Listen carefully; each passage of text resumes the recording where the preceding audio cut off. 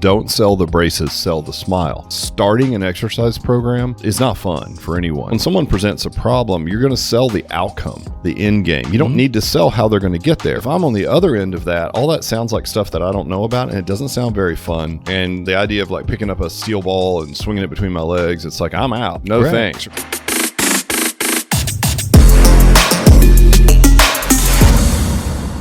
What's up, Matt? What's going on? 2 weeks in a row. Yeah, man. Happy early Thanksgiving. You believe it? 2 days from now. You guys will be listening to this next week, I believe. So it'll be a week after Thanksgiving. But how about this, Matt? I'm thankful for you. Thankful for me? That's very nice. Oh, no. Thankful for you too, man. Thanks, brother. We're going to hug now. You guys just give us a minute. It's going to be a minute. We're going to cry a little bit. We're going to hug. We're very emotional here, if you haven't noticed already. Yeah, very emotional. Very emotional. You got a dad joke? I do. You ready? Of course. Why did the Scarecrow win an award? Because he was outstanding in his field. I feel like you've actually said that. I think so. Somebody has, but you know what? Who cares? We're 300 plus episodes in, maybe. I don't know. I don't know if I ever told you this, but I used to play piano by ear. Did you know that? No. I use my hands now. Yes.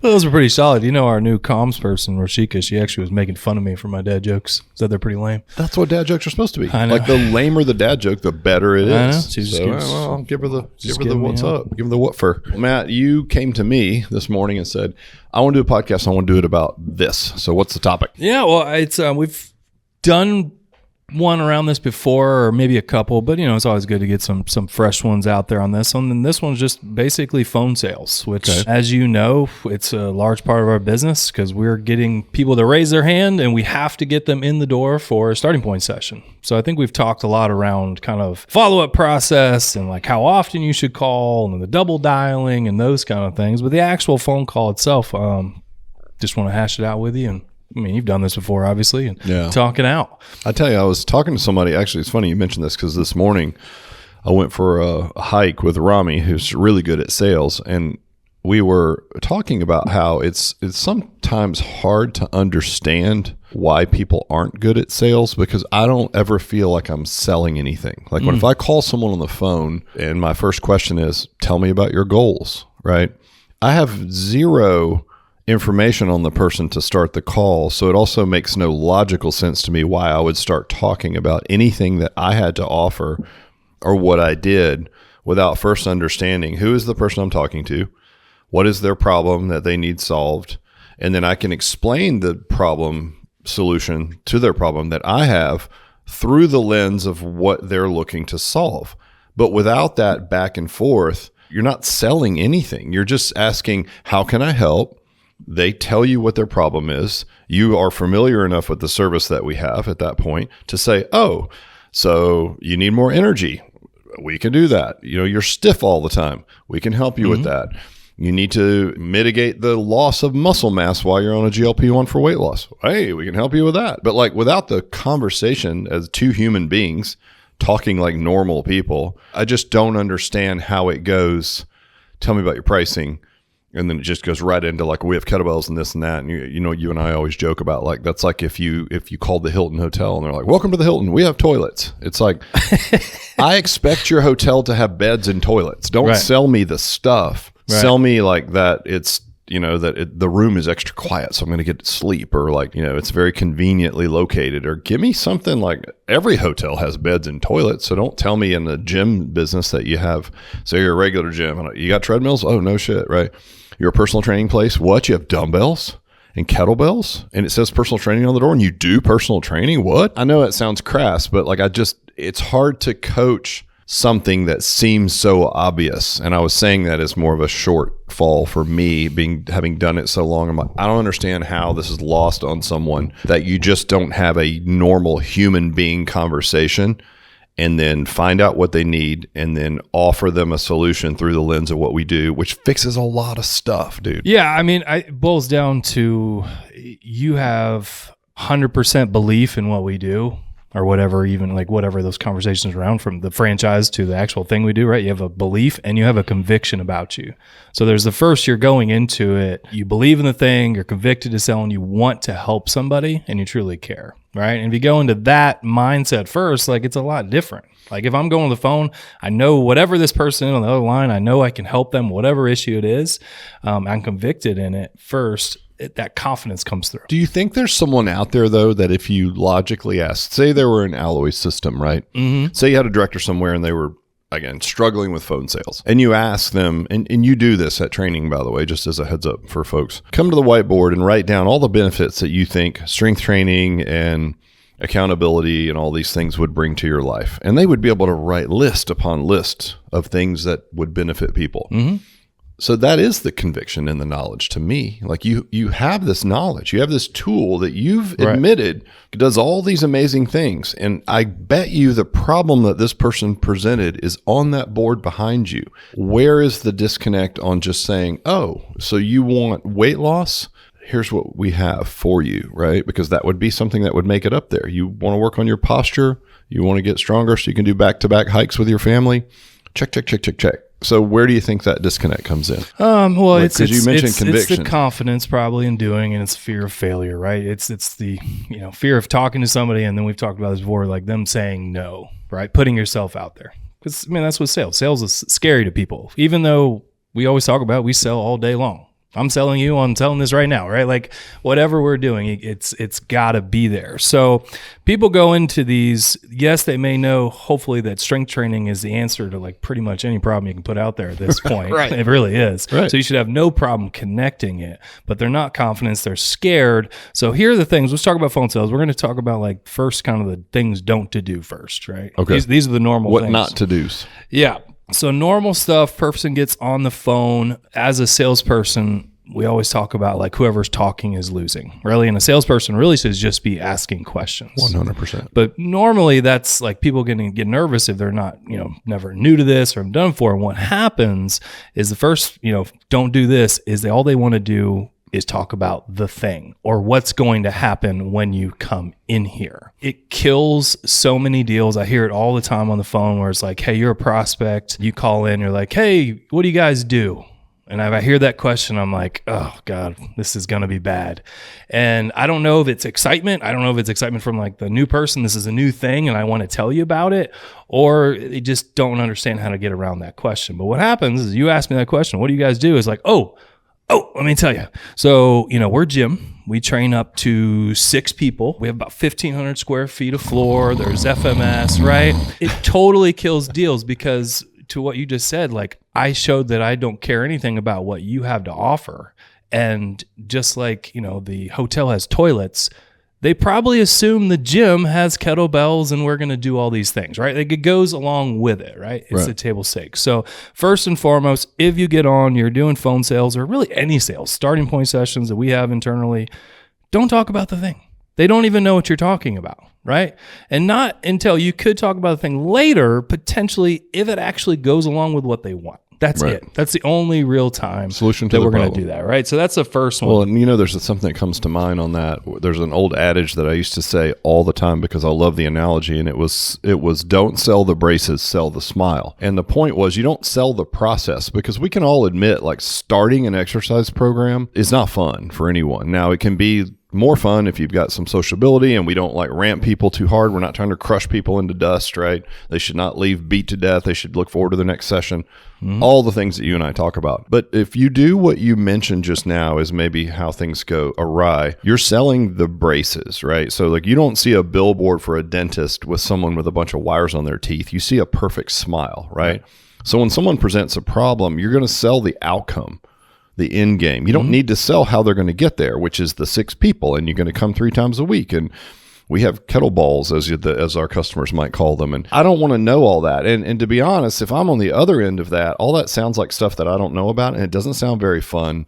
And, the idea of like picking up a steel ball and swinging it between my legs, it's like, I'm out. Like, no thanks, right? It's like, I'm going to feel dumb. I don't know how to do any of those things.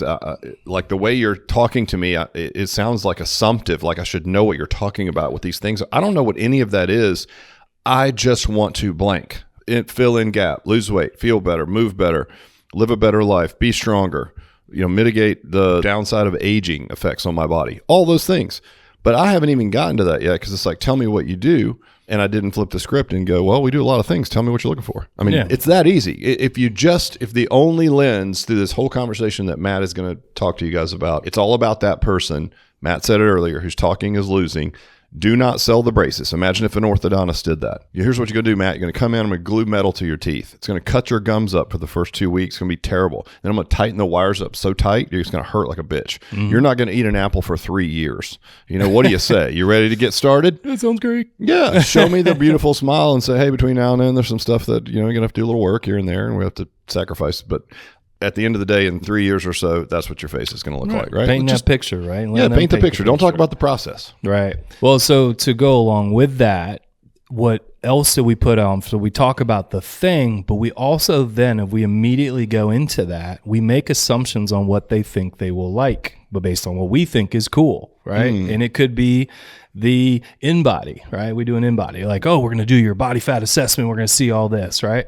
Well, most people don't want to do that, by the way. They're like, that's like scary numbers and stuff. Or we're going to go work out, to your point, kettlebells. Or there's community and you're going to have all these people with you. Maybe they don't even want people. You don't know, right? Like you just put up a huge scare for them immediately, right? So it's telling about the thing and then immediately assuming you know what they want. Have you heard about this through the car sales lens? Yeah, talk about it's like Corvette one. Yeah, come in and get this Corvette. It's like, dude, you're gonna look. He's a guy my age or something. He's like, you'll drop the top down. You're gonna be so sexy, man. You'll be picking up all these young chicks or whatever. And then the guy's like, I'm looking at it from my 16-year-old daughter. It's like you probably should have asked what they were there for, right, before you sold. And I'm air quoting sold the thing. Right. Very similar to what we're talking about. Different crass example, but yes. Yeah. So over explain. Assume you know what they want. Right. Again, this is what not to do first, right? Right. Another big one is letting the person control the conversation. I see a lot of people get on their heels with this because, a lot of people, nobody likes to be sold to, right? Nobody. That's across the board. So if they know this is a sales call, which they probably do, they're going to be a little defensive first, a lot of them. And what happens if you don't control the conversation is they're going to pepper you with questions versus the other way. Right. So a common start of the conversation is how much are your prices? Like, what does this cost? Right. What do you do when that happens? It depends, Matt. Look, we have several different plans. It really depends on your goals and what you're looking for. So let me ask you this, like, what is it that you want to accomplish? Right. And then I flipped the script. Now we're talking about them again. And then I said, but listen, if you can tell me exactly what you want, I promise you, I'll lay out a plan for you and I'll give you a price for it. Right. So you took that hard question, which everybody's going to get a lot of those immediately, right? It's going to be the question. How much does it cost? How much does it cost? Now, what you don't want to do here is it's going to be like, how much it costs? Well, our sessions are around, it's $479 a month. And you could come up to 2 or 3 times a week, right? First off, we want to say unit pricing, right? We're going to say like our sessions are around $40 to $50, but it depends on what you're looking for. And to your point, may ask what your goals, but you have to reverse it or this is what happens. So like, our sessions are around X and there's a pause. And now the other person's going to sit there and they're like, just like you, trying to think of something to say. They're like, oh, okay, what are your hours? What do you guys do? They keep trying to fill up space and now you're on your heels and defeats the whole purpose of the conversation what you're doing. So we have to get in control of the conversation. If you have somebody hard on the phone immediately, what are your prices? You have to flip it. And it's always going back to what you said. How can I help? What are your goals? What brought you to us today? How can you actually put a price on something if you don't know what the person's goals are? Without the prescription, how's there a price? That would be like walking into the doctor.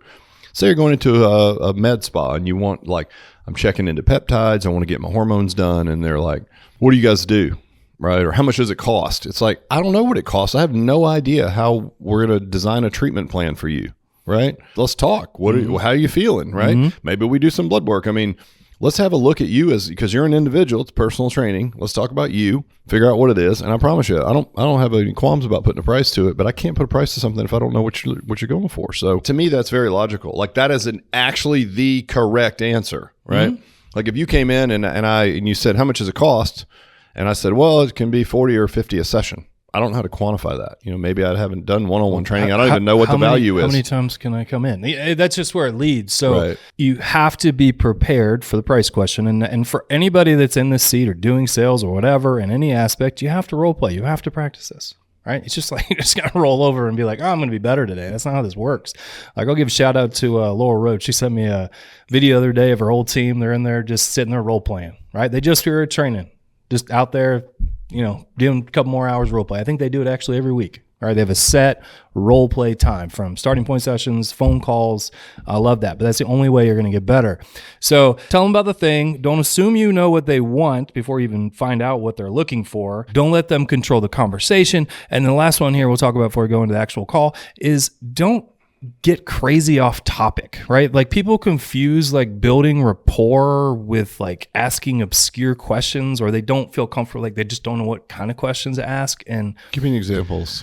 well, it could be something you hear along the lines, like, oh, I have, I'm looking to lose weight. I have this, and I fell down, and I tripped over my dog. Oh, what kind of dog do you got? And then it goes for like 10 minutes of talking about their dog and all the things, which I'm not saying is necessarily terrible, but we're trying to do this at volume and keep things on track, right? You know what I mean? Like, we can't spend this inordinate amount of time talking about something that doesn't matter. Well, and that person, you may then be leading the conversation. I've been on the receiving end of that type of interaction before, where someone they are trying to build rapport in a sales process and they just grab one thing and run with it. And I know my personality can be different than others, as we all are, but if they ask more questions, they would learn that I really don't want to spend 10 minutes talking about a vacation that I took. I just want to say, like, they're like, "Oh, you ever been there?" And like, "Oh yeah." Like, "Oh, what'd you think? Did you do this? Did you do that?" I'm like, "Listen, great. But like, I'm here to find out about these goals that I have and to hear what your solutions can be. Chop. You know what I mean? You can touch on them. I'm not saying Of it's bad. course, Like, you can touch on them, but like, don't go off. Because, here's the thing.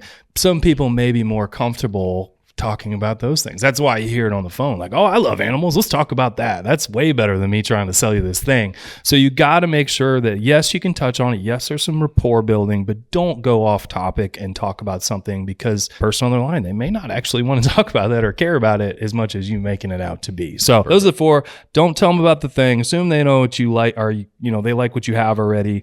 Don't let them control the conversation, and try to keep it on the rails. So now let's talk about, the actual phone call. Good structure to have to do it. And then I know me and you, we're pretty simplified with this. There really isn't like a phone script, if you will. It's more of a process to get through the call. What we're going to do, a lead comes in, I get you on the phone. That's my goal. I'm always, thanking them for getting on the call. Appreciate you, taking the time. And I'm simply going into how can I help you, right? What are you looking for? What brought you in this way, right? From that point, to me and you, it's very simple. I'm trying to uncover a problem and then show how I can solve that problem with what I have to offer, right? Now, if you don't do all the other stuff I said but prior, you're going to be okay, right? Don't go off topic talking about the thing. Now, it usually takes several questions to really uncover the problem. I like to get to, I call it problem awareness kind of questions, right? To what you were talking about earlier, like selling the smile, like I'm trying to help them, show them like there is a problem. Like, they may not even know they have a problem. I'm trying to find it out. So what that looks like is, like, say I'm asking you, Rick, "Hey, what brought you our way? What are you looking for? How can I help you?" Right? What would you say? Just like first kind of thing to come to your mind. I'd be like, "Hey man, I'm just really busy and I need some accountability to make sure I have an appointment to show up and work out." Okay, so you need more accountability. It's a good spot, having a trainer. Like, what are you looking to accomplish? So, like, what are your goals? Just, my back's been bugging me because I sit a lot, and then I know, like, I used to be in good shape, but I was just regularly showing up to the gym. So I feel like if I had somebody coaching me on form so I wouldn't jack up my bag, and then just got me moving again, that would be it. Maybe lose some weight too. Okay, so you just like having a coach, look out for you. Obviously, that's our trainers here. We're going to make sure your form's right. You mentioned you want to lose weight. How much weight do you want to lose? I'm just curious. Probably 10 pounds tops. 5-10 pounds? Mm-hmm. Okay, 5-10 pounds. Just curious, like, what have you been doing recently to, help with, like, these goals? Nothing. Haven't been working out, anything like that? No, I've been too busy. How's that affecting you? Well, I feel crappy, obviously. I mean, like, I know that when I'm working out, I'm way sharper mentally. I'm better at work. I don't know if you knew this, but we have this fast growing company. So it's like I need to be at my best. And so I'm just not at my best if I'm not working out. And I'm just not making the time to get it done. So you're not doing it on your own, but you know when you work out consistently, you feel better, works better, mental health, all those good things. Yes. Right? Okay. Well, just, like that's exactly why you get a personal trainer. That's what we're here for. So like all the form stuff, make sure your back's good. We're going to make sure you're taken care of there, and we're going to hold you accountable to coming into the facility. How does that sound? Great. That's what I need. Very simple, couple questions. Find some pain. This is bothering you. You're looking to make a change. Yes. Right? What else could I ask in there? Anything? No, I think you get to the bottom of it. You can keep peeling that apple, right? Like, I mean, there's other ways to go about this, but you kind of get to the same. It's like you take off and you land in the same place, but the journey can be where the customer takes it, not taking a left to Wichita about dogs, but at the same time, you can kind of like navigate it with them, right? So like, maybe you talk to somebody and they have a completely different goal. Right. Or like maybe they're like, I don't know, like I just don't feel good about myself. And you could be like, well, on a scale of 1 to 10, where like 10 being the highest, how do you rate the way you feel about yourself right now? How do you see yourself? And they're like, I don't know, maybe like a 5. It's like, well, where would you like to be? 7, would be great. All right. Well, do you think if you exercise regularly and prove to yourself that you were the kind of person that could show up regularly and make better choices around your eating here and there, that you might move from a 5 to a 7? Can you visualize that? Yeah. Cool. Well, there's not much more to say. Let's get started. Yeah, we can get you there. So there's a lot of ways that you may have a skill set personally, but the overreaching idea that I'm hearing from you, Matt, is ask questions about the person, ask maybe a few more questions to go a bit deeper. It's kind of like you said, what's keeping you from doing it right now? How would you feel different? Like you're getting them to project, how are you going to feel when you do the thing, when you solve this problem that I have the solution for. Right. And they're projecting. That's the smile, right? That's not the braces. The stuff isn't fun. It's fun for us as coaches, but keep in mind, the average Gen Pop average person doesn't, if they could get to their goal without exercise, I promise you most people would do it. So don't get too caught up in the coolness. I mean, excitement of the solution, but not the coolness of the stuff isn't as cool to everyone else. So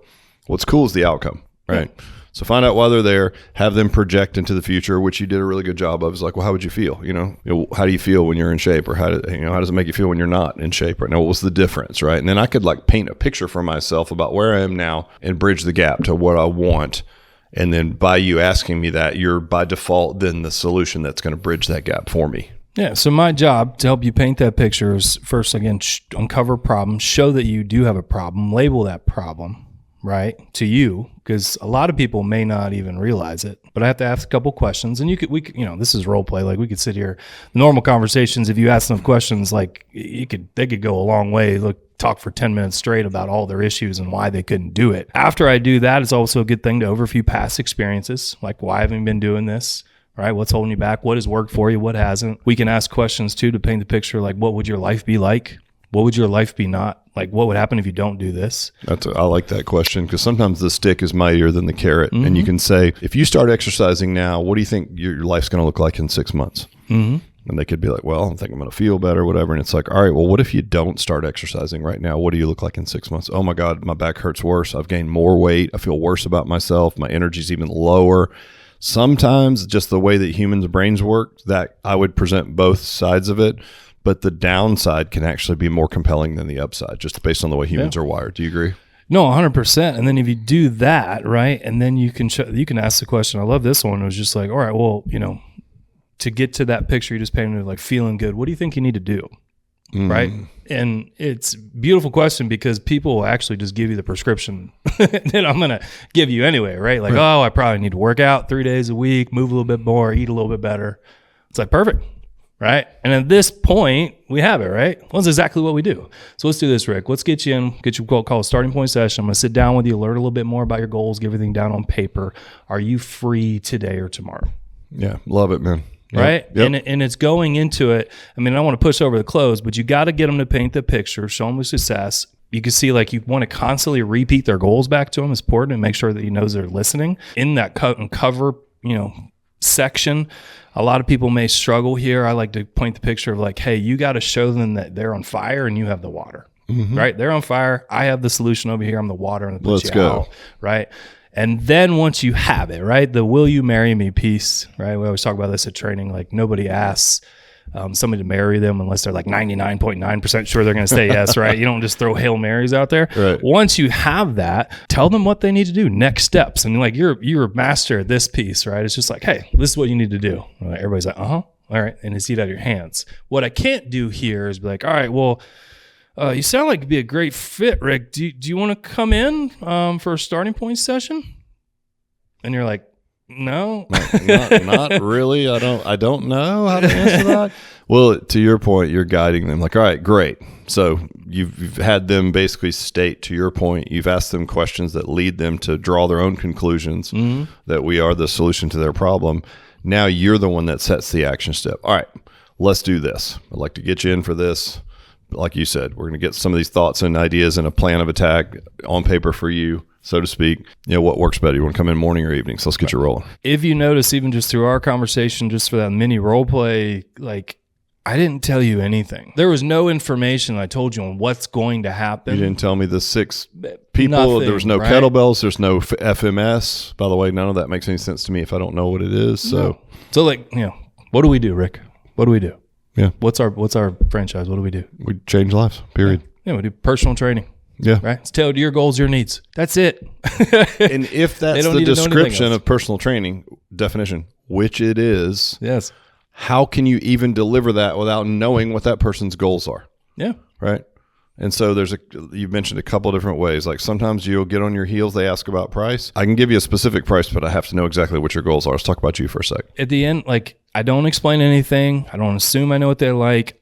To what you said right when we started off this podcast, you want to find out what they're looking for and connect it to how we can help them in a short, concise way too. Like I'm not over explaining and how, because that scares the shit out of people because they don't really, they don't want to change, by the way. This is uncomfortable for them. So it's, if you follow that, don't get in the weeds and keep it all about them, repeat their goals back. Once you have enough, right? They've seen it. They need to make the change. You've helped them uncover that. Tell them what to do. This is the next steps, right? Well, and by the time that you've done what we do and ask these questions, there is some psychology to studies around this where if you ask the right questions, you get people to really tell you, like you peel the onion pretty good, they're way less likely to want to do that again with someone else. So it makes you as a person and as a brand and the facility stickier to them because you've asked the right questions and you've pulled that out of them, right? And so it's not as transactional. And so they're less likely to be like, all right, cool. And then call 3 other places to try to get the same info because you've now, again, you've force them to sort of uncover some of the things that they may not be comfortable with. And that can be, it's not for everyone, but for some people that can be somewhat uncomfortable. And if you get them to do it and you make them feel comfortable with it, they're way less likely to repeat that process 3 times, right? Somewhere else. Right. Exactly. So yeah, I don't know, man. Again, it seems so easy. Here's the laundry list of things that our product and service does well. What is your problem to the individual? Okay. I guarantee you there's something on this imaginary whiteboard behind me that I can grab and give you as a solution, right? Yeah. And then I ask you again some reaffirming questions about your goals. I have you paint a positive picture, have you paint a negative picture. That's it. I mean, it's really simple. And then you just sit there in the seat of an expert and you're like, all right, this is what we're going to do.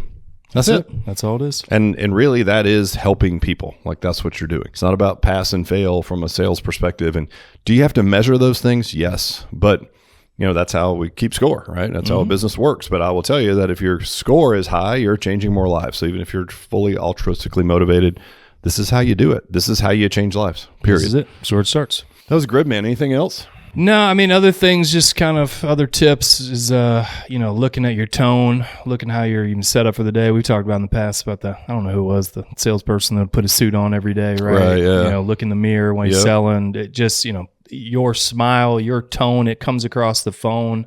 You can't be monotone. You got to be able to read the room in all sales anyway, right? What's that other person across the phone? Like, you're going to hear some good things. You're going to hear bad things. You need to be able to go up and down with the conversation. Right. And if you're excited to help people, you should have a smile on your face because every time you get somebody on the phone, it's an opportunity to change someone's life. And that should be why you're in this business. So I'm not sure how you could do that without enthusiasm. Yeah. For me, it would seem baffling to have the opportunity to speak to someone whose life you could positively affect and not be excited about that, you're in the wrong business. Yep. Exactly. You agree? No, 100%. All right, brother. Well, good stuff. Appreciate it. Cool. Thank you. Cheers.